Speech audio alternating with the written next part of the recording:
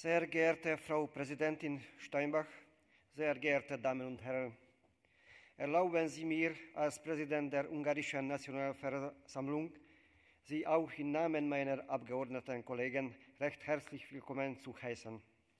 Mein besonderer Gruß gilt all denen und deren Nachkommen, die einst Ungarn als ihre Heimat betrachteten.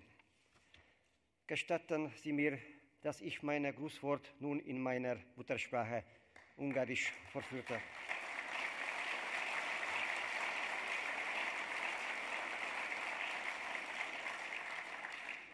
A 20. században a hazától való megfosztásnak két módja volt. Az egyik, hogy az embereket elűzték szülőföldjükről az idegenségbe. A másik, hogy az embereket idegenként kezelték szülőföldjükön. Az első esetben az embereket arra kényszerítették, hogy átlépjék az államhatárokat. A második esetben pedig arra kényszerítették őket, hogy elviseljék, ha az államhatárok átlépnek rajtuk.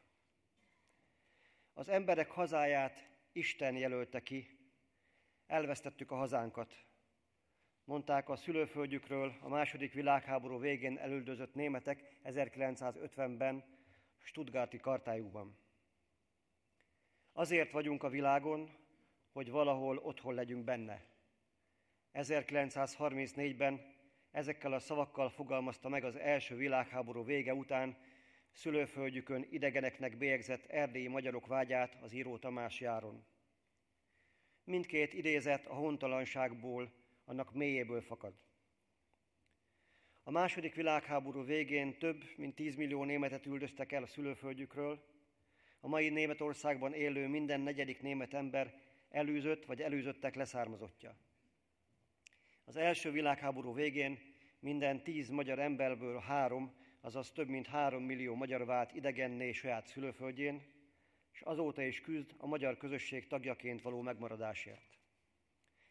Nekünk, mai magyaroknak és mai németeknek tehát alapos okunk van az emlékezésre, mely egyben a felelősségünk is. Sokan gondolják úgy, hogy az elüldözöttek szövetsége által szervezett Hazanapja rendezvény már csak a megváltoztathatatlan múltról szól. Ez a rendezvény azonban a még megválasztható jövőről is szól. Mert olyan jövőt szeretnénk választani magunknak és gyermekeinknek, amelyben sem a németek, sem a magyarok és egyetlen más európai nép sem veszítheti el többé a hazáját, a szülőföldjét, a jogát, hogy önön sorsa felett rendelkezzék. Olyan Európát szeretnénk, ahol a jövőben sem jogilag, sem lelkileg többé senki nem válhat hontalanná.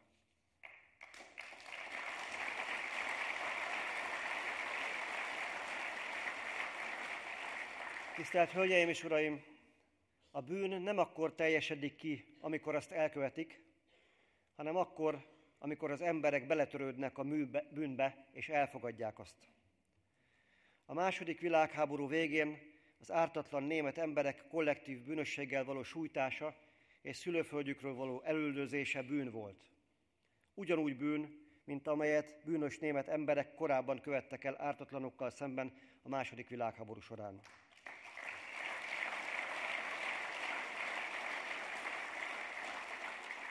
Nem lehetnek mások által megbélyegzett bűnös nemzetek, csak bűnöket elkövető emberek vannak. A kollektív bűnösség elve elfogadhatatlan, erkölcsi és jogi képtelenség. Ezt mindig ki kell mondanunk, tisztelt Hölgyeim és Uraim, ellenkező esetben az ártatlanok ellen elkövetett bűnök beteljesednek és meg is ismétlődnek, ahogyan megtapasztalhattuk azt nem csak 1945, de 1990 után is Európában. Az emlékezés fontosságára hívtuk fel a minap egy közös nyilatkozatban a közvélemény figyelmét a totalitárius rendszerek áldozatainak Európai Emléknapja alkalmából a Bundestag elnökével, professzor dr. Norbert Lambert kollégámmal. A szakértők az emberi jogokat generációkba sorolják. Úgy tartják, az emberi jogok első generációja a francia forradalom jelszavából az első 5, azaz a szabadságot védi, az emberi jogok második generációja az egyenlőséget védi, a jogok harmadik generációja pedig a testvériséget, a szolidaritást szolgálja. A hazanapján tegyük fel a kérdést, mit ér valójában a szabadság, az egyenlőség és a szolidaritás, amennyiben hazátlan vagy. A kérdésre Schopenhauer parafrázisával válaszolhatunk: a haza nem minden, de a haza nélkül minden semmi. Ismerve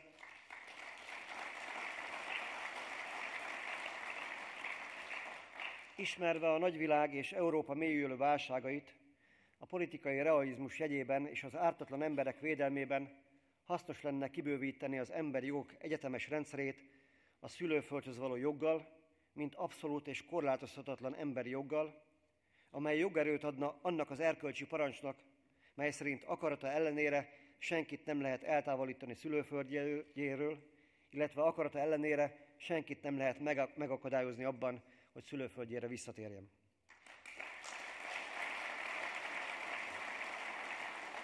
Tisztelt Hölgyeim és Uraim! A néhány éve a tengeren túlon kirobbant pénzügyi-gazdasági válság a mi kontinensünket rázta meg legjobban, felszínre hozva az általunk képviselt civilizáció politikai, kulturális és erkölcsi téren megnyilvánuló elbizonytalanodását is. Nehéz évek állnak Európa mögött, és az előttünk álló esztendők sem lesznek könnyebbek. Egyre bizonytalanabbá váló világunkban azonban van bizonyosság is. Az európai közös pénz, az európai közös gazdaság és közös politika mellett még jó lesz vigyáznunk valamire. Európa közös keresztény kultúrájára és az ebből következő erkölcsre. Ha ez megbukik, az európaiak békéje és jóléte magától értetődően és végleg odaveszhet. Egy magyar mondás szerint ahhoz, hogy rend legyen, először mindenkinek a saját portáján kell söprögetni. Mi is ezt tettük az elmúlt 4 esztendőben. Újjáépítettük és megerősítettük a magyar államot azért, hogy ne a mások pénzéből és munkájából éljünk, hanem a sajátunkból. Megerősítettük a magyarok nemzeti összetartozását, mert hiszünk abban, hogy nemzeti öntudat nélkül nincs európai öntudat. Mindeközben minden nemzetközi kötelezettségünket teljesítettük, és szükség esetén megvédtük az igazunkat. De mindig ugyanolyan tiszteletet adtunk partnereinknek, mint amilyent elvártunk tőlük a magunk számára. Erkölcsi ügyekben régóta esedékes tennivalónkat is elvégeztük, például az új alaptörvényben is rögzítettük a velünk élő nemzeti közösségek, így a magyarországi németek államalkotó szerepét. Miközben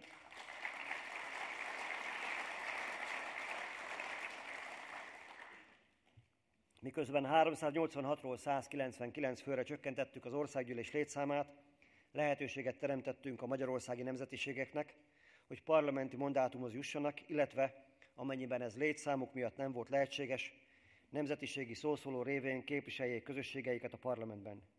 Így hát ma velünk együtt itt lévő Ritter Imre úrra, mint a magyarországi németek országgyűlési szószólójára is nagy munka vár a következő esztendőkben.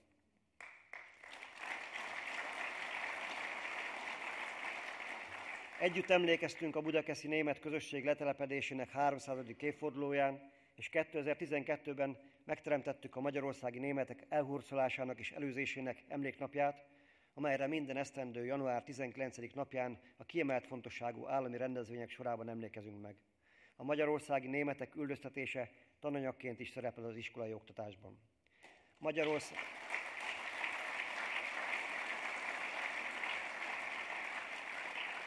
Magyarország az egyetlen európai ország, amely országgyűlési határozattal ítélte el a németek elüldözését szülőföldjükről.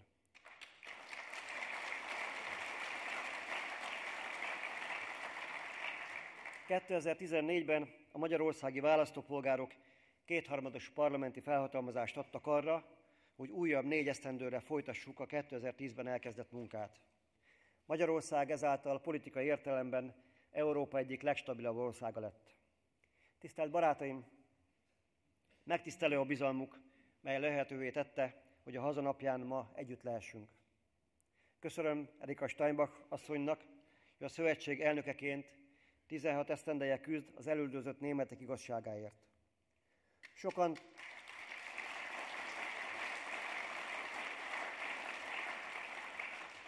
Sokan tanulhatták meg tőle az elmúlt évtizedekben, hogy a saját népünk jogának és méltóságának védelme nem kizárja, hanem inkább természetes módon magába foglalja más népek méltóságának a védelmét és tiszteletét.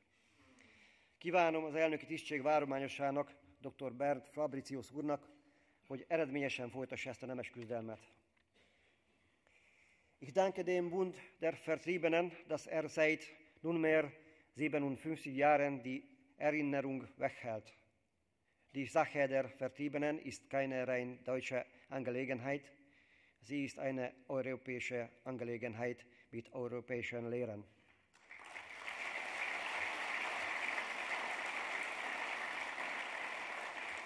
Ihre wichtigste Lehre ist, dass wahrer Frieden nicht allein das Fehlen des Dröhnens der Waffen ist. Wahrer Frieden ist der Frieden der Seelen, zudem der Weg nur über Wahrheit, Schuldgeständnis, Vergebung und gegenseitige Versöhnung sowie unbeschränkten Respekt für die Würde des Einzelnen und der Gemeinschaft führt. Gott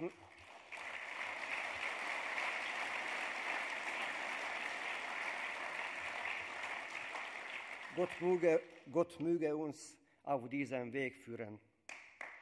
Vielen Dank für Ihre Aufmerksamkeit.